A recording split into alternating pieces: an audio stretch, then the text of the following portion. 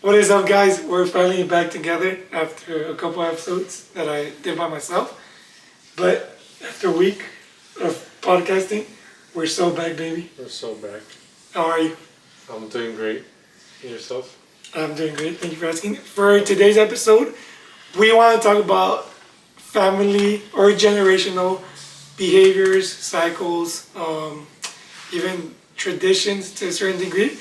Obviously, from our limited perspective, and understanding that our parents did the best that they could with what they had, our grandparents did the best that they could with what they had.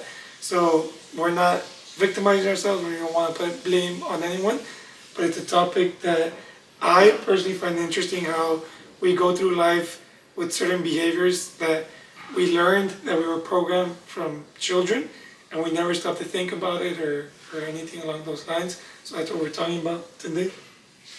Yeah. Anything to add?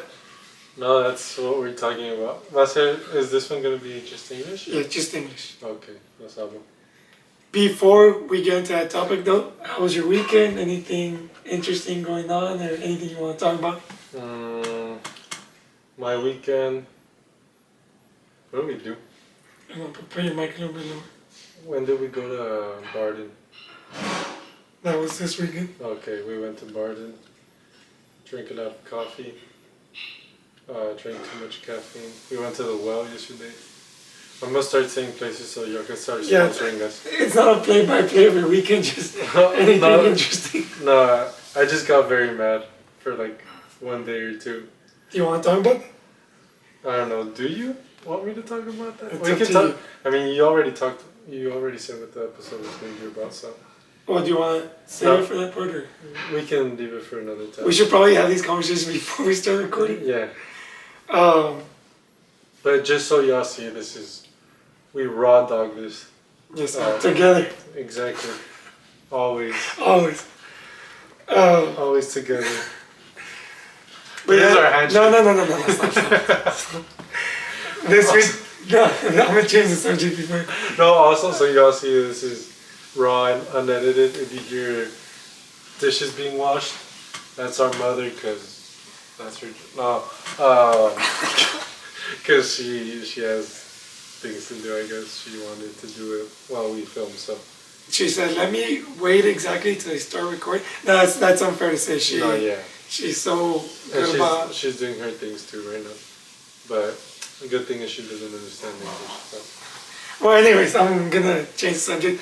This weekend, since no one asked me, I'll ask myself. Oh, how was your weekend? It was good. Thank you for asking. Okay, what did he- It was challenging emotionally. I mean, you already know, but to share, we had an event that we were catering this weekend, and without saying any names, because I mean, I'm sure they're great people. I'm sure they're great people, but we had a big contrast of emotions because I don't know if it was last weekend or the weekend prior to that. We had the privilege of catering an event for Danielle Gardner and the Warrior Woman community, which was amazing. The whole community is amazing. The event was amazing. It was a great event for us. She was very gracious, paid us more. Like she gave us a super generous tip, which I feel like to me is important to know because a lot of people talk the talk, but they don't walk the walk. So we had that huge accomplishment in a way. And then this weekend we had another catering event where from the get-go the organization, the communication wasn't the best. And then prior or during the initial communication, they had emphasized quality. So that's one of our mantras. We go above and beyond to provide the best quality, which for us isn't cheap. Like we're not out here upcharging a whole bunch. Like our famous ceviche, and I know I'm ranting right now. I'll try to get to the chase, but our ceviche is made from wild caught mahi mahi, which isn't cheap. Extra virgin olive oil, which isn't cheap. Organic avocados, which aren't cheap. So there was some miscommunication, and they kind of questioned the quality, and they were like, "It's because these people aren't full." It was like, you emphasize quality. If you wanted just to fill them up with lesser quality, we could have done that and charged you less. But that was a little bit frustrating, especially because this whole business thing. Like we're trying to figure it out. Business.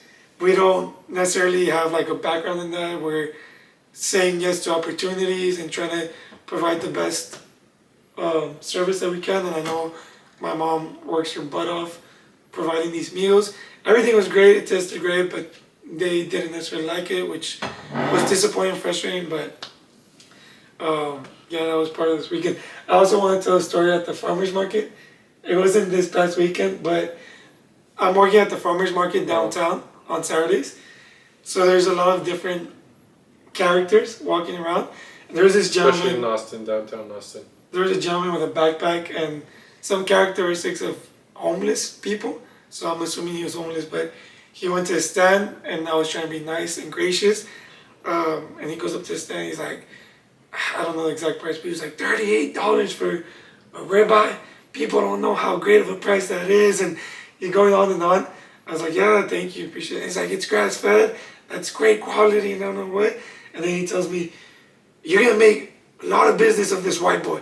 As a matter of fact, let me give you your first payment. And he reaches into his pocket and he reaches his hand out and he flicks me off to my face. You have to edit that. And I thought it was funny, but I gave him a serious face. No, it was funny. I just didn't appreciate it. But I gave him a serious face. And as soon as I left, I had to give a little grin because it was pretty funny. But that's the type of things you encounter at a farmer's market. Hey, it's English. Ah, ya sé, por eso lo digo en español, porque no entiendes. Alright, well, that was our weekend. So without further ado, That was our weekend trauma. this is just unloading. This is us, our therapy sessions. This is why we do this, actually. Do you want to start with the topic that we had talked about? Family behaviors, cycles, and patterns that we experienced, that we even embodied or carried out in our lives. Do you want to start? Sure, if you want me to start. Yeah. How do I start though? Talking about as a child or something that influences as part of your life right now that you can pinpoint that is like a family dynamic or behavior. Does that make sense? Yeah, you can start. Okay.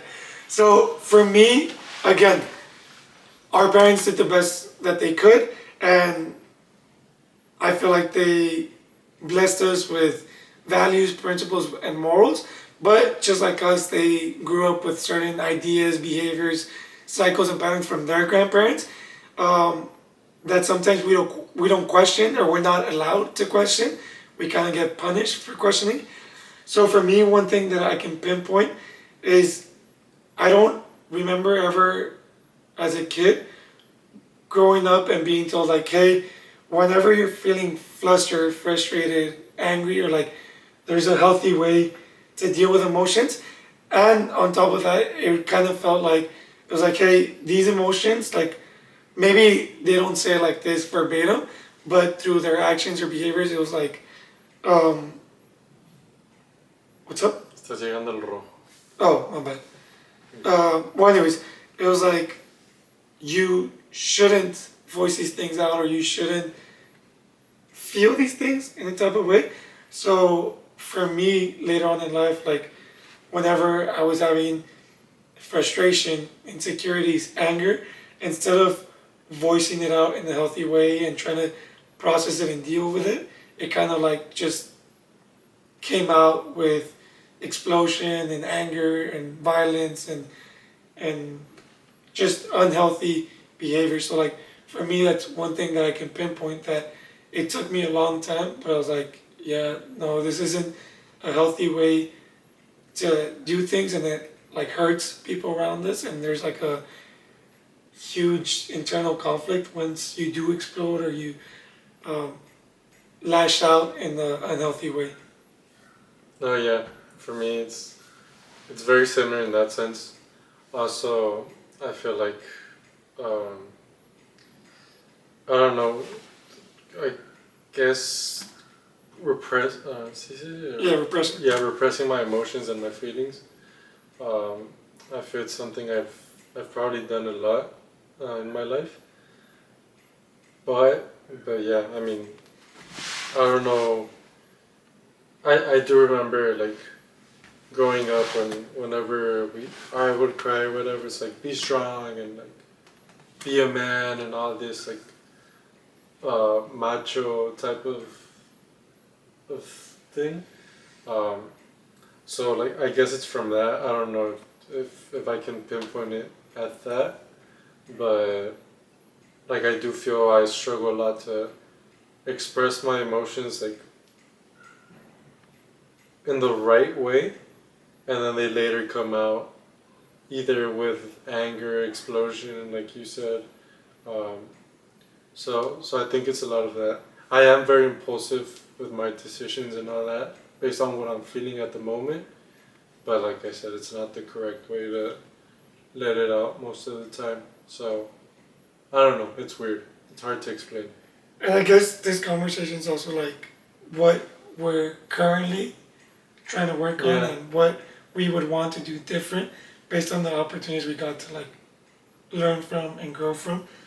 But yeah, even today I notice how as a family like we're uncomfortable with like mm, big emotions or having like uncomfortable conversations, so we kind of like suppress them, like you said, and then inevitably they pile on and on and on, and it just grows into like this big volcano that erupts in the most violent way possible for us, at least for us. Which there comes a point where maybe growing up we saw certain behaviors, certain patterns, but we're also old enough to um, like make conscious choices. If we continue doing certain patterns, at that point it's because we're choosing to. It's not cute anymore to be like, oh, it's because this is what I grew up with or this is what I saw. Like, no, we're more than capable of making our own decisions, but there is like years of programming, even more than years, like generations of programming and behaviors that, due to the fact that we suppress them, like they never get talked about. And I know having conversations with like, well, I don't want to mention specific people, but like things that I lived, I know my father felt and I know my grandfather felt, just like this generational passing of certain behaviors. And I do think what you're saying is huge. I don't know if it's just in our culture or our family, but like, no, you shouldn't show emotions. You um, should suppress them, and we don't have the tools to handle them in a healthy manner. And I think that affects like our relationships, our family life, or even our own well-being. So yeah, that's been something that I feel like we're still working on. Yeah, I agree. But yeah. Another thing that has been pretty present recently is also like communication. I feel like, I don't know, this is my perspective, you might have a different perception, but growing up, like our feelings weren't necessarily taken into consideration until it was like really extreme. Until like, oh, you like they see that we're really going through a hard time or we're really suffering, which for me kind of developed this pattern of like, instead of being like, hey, I'm going through a rough time or stuff like that, I go into like crisis mode because I feel like I subconsciously learned that like if I go into crisis mode, that's when I get affection and that's when I get attention. But it's exhausting living like that. Like you kind of are self imploding just to feel affection or to feel understood, because we have a hard time like having tough conversations and dealing with big emotions. So it's like, man, we don't talk about that, we don't address that. And there's sometimes where you're like, hey, I'm kind of going through it, I feel I need some support.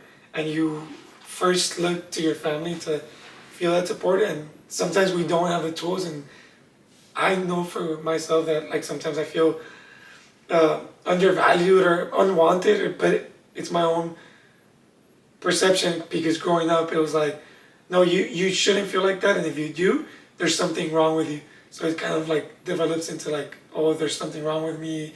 Um, yeah, does that make sense? Yeah. Do you have anything similar to that you experienced?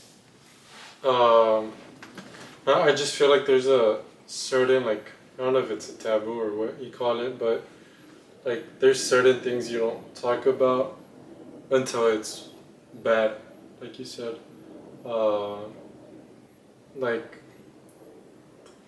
I don't know. I feel it's like also it goes in hand with like our culture of guerrilla and all that, or like for example, me at least. I mean, carrilla means mocking, Oh yeah, but it's not the same. but continue. But there's like a el mío no está Go ahead. like there's this certain type of that's a lot better. Yeah, technical difficulties that we're still Yeah. sorting things out. Okay, being arrested. Um, like for example, I never or hardly ever spoke about like women I was into or like my dating life to. I mean, I was a bit more open to you, but even then, I don't think you know like most of it, or you probably do. But like for example, my parents, I probably told them my elementary crush, until then, to who was my first girlfriend, which was like 2-3 years ago. Um, and I don't know, it's kind of the avoiding the hey, like all that, like I don't know, it gets annoying. And then also, like when I was going through the breakup, it was like everything was just so quick, but it was like, oh no, like life goes on, and like you don't have time to cry for a woman, and like go do this. That's something that I'm dealing with right now. It's like all that suppressed emotion. Did you say suppressed? Mhm. Yeah. All that suppressed, all those suppressed emotions are like they're just bottled, and now like anything like can throw me like. I mean, this weekend we were listening to a song, and you played a song that was like very emotional to me and like had a meaning to me. But like since I never like sat with my feelings and my emotions, like it just came out as anger. And I listened to we were like on the on the car ride back like at 7. I couldn't sleep till 12. Like I was already sleepy on our way back, and then we put that I couldn't sleep till like 12. Um, but it's like it's going back to that, like just suppressing everything. And maybe if I would have talked about it or try to handle it differently, I mean I would have been like long over it. I don't know. I can't tell the past or the future, but like I just never sat down with my emotions, and I feel like not that it's frowned upon, but if you do try to sit down with your emotions, like oh you're victimizing yourself and like oh you're being weak, you're being fragile, but I do believe in vulnerability and just being honest, and so that's something I'm trying to work on, like just sitting with myself a bit more. And because like you said, like we couldn't talk, or I said it, but like we couldn't, not that we couldn't talk about those things, but it was Don't you never put that evil on me, Ricky Bobby. I'm sorry, but we wouldn't talk about those things because it was like like your problems are minor, or your feelings are like not as important until they were. But oh well. No, well, not all well. It's something that I mean I feel like we're working on. I feel like I had that same perception growing up, and for me, everything changed um, when Albert passed away, and like the way he passed away. For me, it was like it took a while and it was a process, but those teenage years where your hormones all over the places and all over the place, and you're kind of going through different things. And I think you touched on a big point.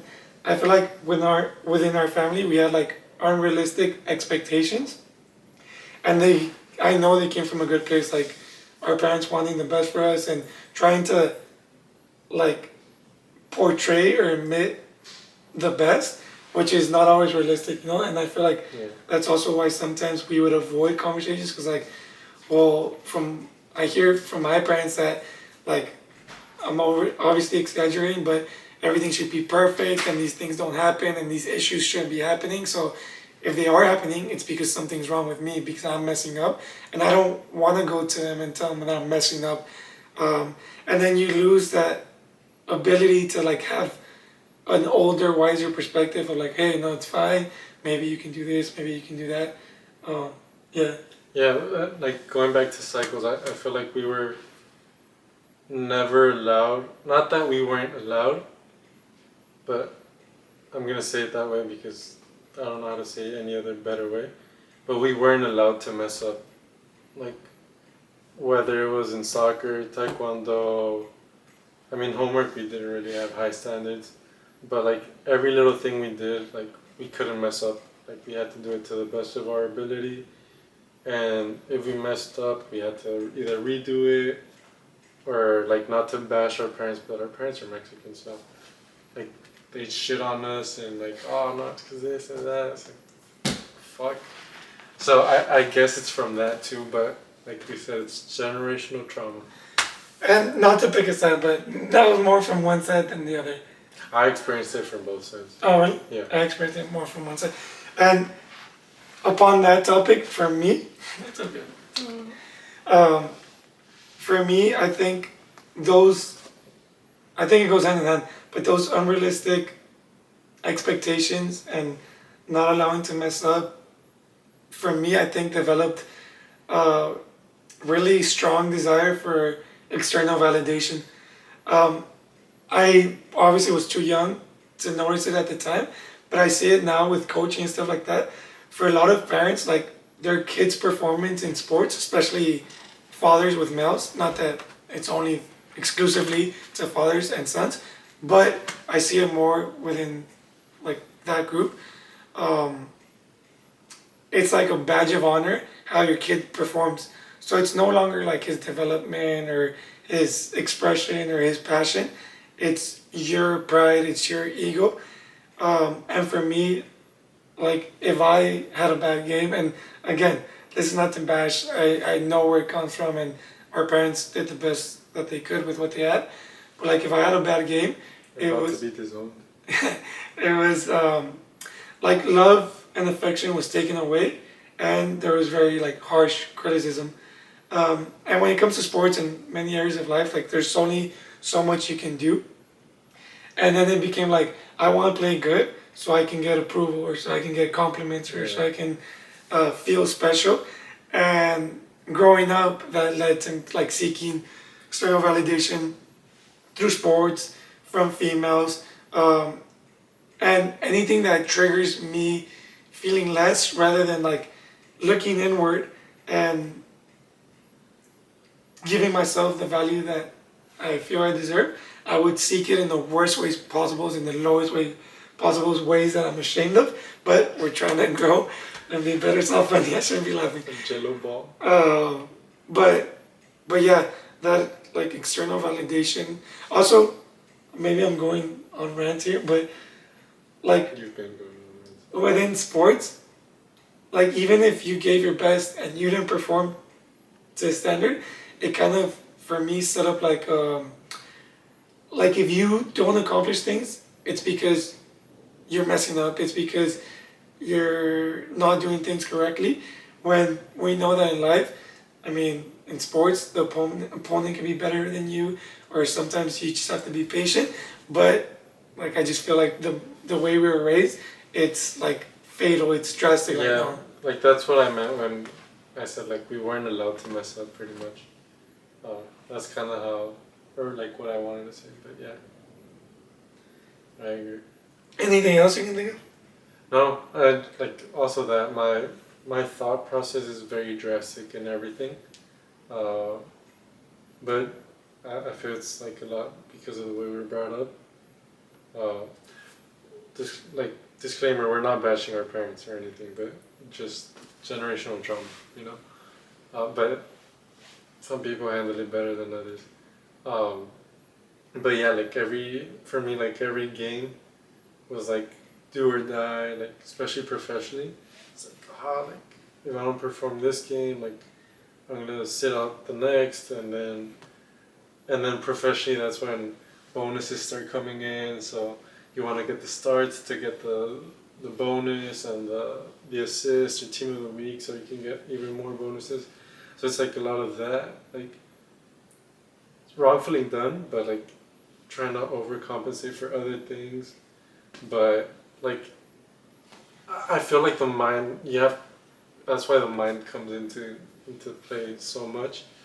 But yeah, like it was very drastic. If I messed up this pass, then maybe the coach only paid attention to that, and then he's gonna bench me for the next game, or I'm not gonna be the 18. So that's kind of what my head looks like when I'm insecure and my confidence is low. So yeah, like very drastic measures and consequences. But did you play professionally? I did. Okay, Yeah. cool. 3 seasons. Nice. Just saying. Another thing, Google me, Chuck. another thing that I don't want to say I wish would have been different, but that I think would have been nice, and I get it. Parents Play professional. at all times are trying to like protect their kids. But I wish from our parents we could have gotten a more realistic view into our life, in the sense like, hey, right now I'm stressed about this, or I'm anxious about this, or I don't know, whatever the case. You don't have to go into full detail with a child, but rather than us growing up thinking that like, oh, our parents are perfect, nothing's ever sunshine and rainbows. yeah, nothing's ever wrong, nothing's ever unpleasant, everything's super good, nothing's ever inconvenient. Everybody has problems except for us. And it just, again, I think it goes back to the unrealistic expectations, but that was like a huge weight on our shoulders. Yeah. Yeah, once I like started like realizing real life problems, I was like, oh shit. But I mean, 23 now, so I've gone through some stuff. I have my scars now. No, but yeah, like I do feel or think our life was sunshine and rainbows up until we were like, or I was like 17, 18, for me at least. And then it was like, from one year to the other, boom, like just problems on problems on problems. I was like, oh shit. And I didn't know how to handle them. I was away from home. And like, going back to suppressing emotions, like I would like suppress everything and bottle everything down. And then y'all would go visit me, and then it was like arguing with y'all and this and that when I was supposed to enjoy, but like all these suppressed emotions like were just bottled in, and I didn't know how to express it until like one day every 6 months per se. I remember one time in McAllen, like I don't know if it was like after y'all went or whatever, but like I just felt I had to cry. Like I felt I had to cry, and I felt like that for like 2-3 weeks, until like one week I just like I played some music while I was showering, sad music of course, and then just cried my eyes out. Like I was 19, 20, and like I was crying for my mother, like a little kid, but I just like everything was suppressed emotions, I guess. But yeah. Brenda, you say that when you were going to Charlotte, like when you got the news that you were going to Charlotte, and like within a couple of days you were like, sorry, within getting the news, like you were leaving The next day, literally. Yeah. So I remember that night, and I was a grown ass man too. Luckily, I had someone very special by my side at that time, but I was just like, I don't know, it was a weird dynamic. Wasn't sure how I was doing as a brother, in a relationship, as a son, as like in my own personal journey. It was a tough time, but I just remember like being scared of you like leaving. I don't know, it was a weird time, but I just remember like the outburst of emotion and just crying the whole night. Damn, kind of fucked up, but we got some emotional trauma going. No, I'm kidding. But yeah, so I can relate with you on that. I mean, also like generational trauma. I never knew how you felt about certain either behaviors of mine, or like how you felt about things I would do or how I would feel about things you would do.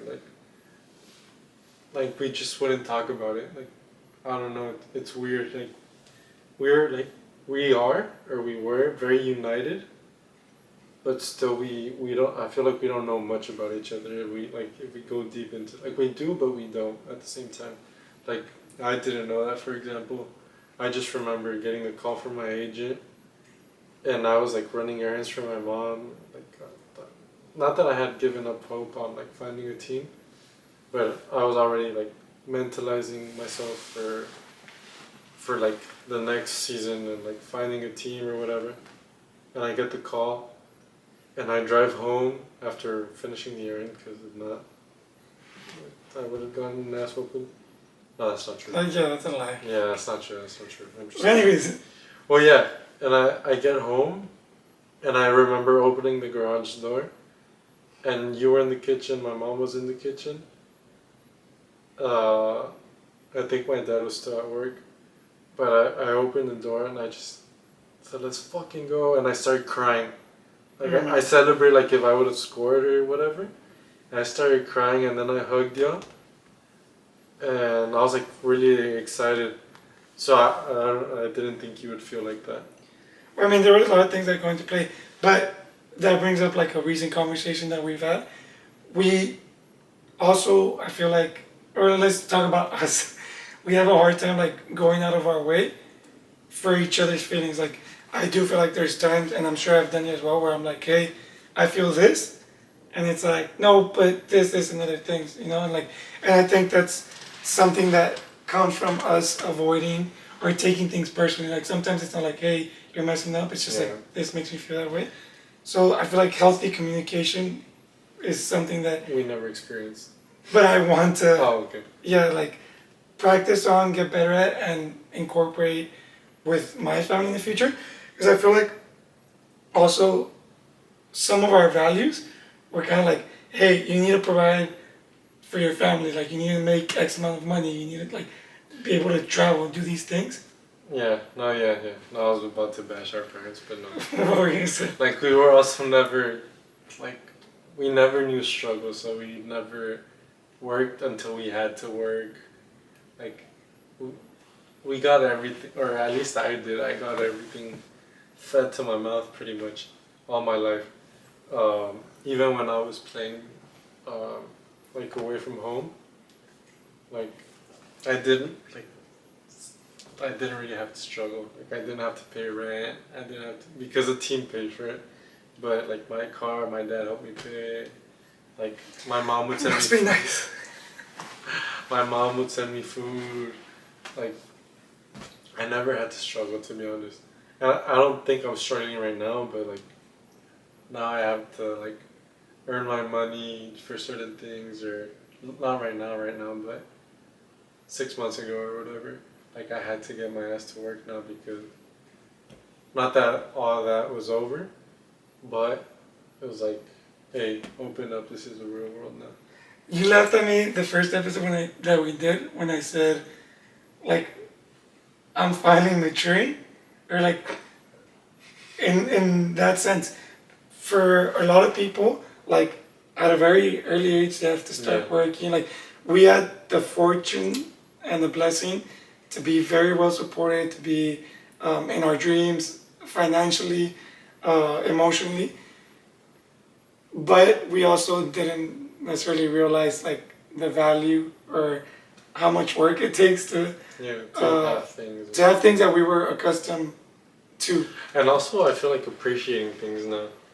Yeah, 100%. We never valued a lot of things until now. But even within that, like a lot of things, and this is gonna sound so ungrateful, but like a lot of things, or that I want to do differently is like, yes, these trips or like these certain possessions and things that we were very fortunate to have are cool and not, but I say this from a very like privileged perspective, but it would have been nice to